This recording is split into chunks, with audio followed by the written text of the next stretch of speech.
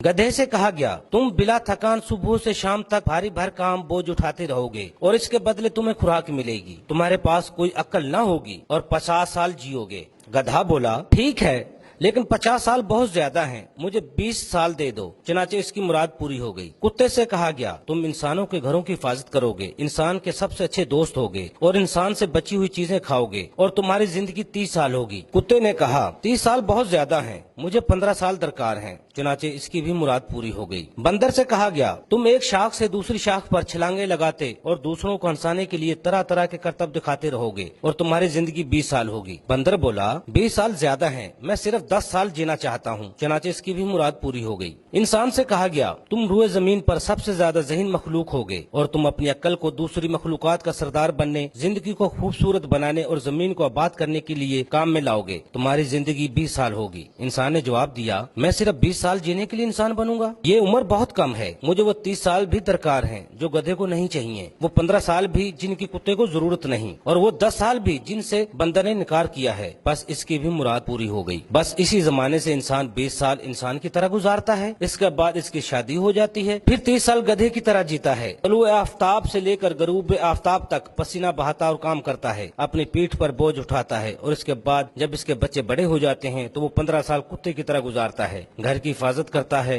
दरवाजे, खिड़कियां और बिजली के बल्ब वगैरह बंद करता रहता है और बच्चों का बचा हुआ खाना भी खाता रहता है। इसके बाद जब वो बूढ़ा और रिटायर हो जाता है तो 10 साल बंदर की तरह गुजारता है, एक घर से दूसरे घर और एक बेटे के पास से दूसरे बेटे और एक बेटी के पास से दूसरी बेटे के यहाँ जाता रहता है और अपने पोते पोतियों को हंसाने के लिए अजीब व गरीब करतब दिखाता और कहानियां सुनाता रहता है। Afzal Ayubi, DMH news, Lahore.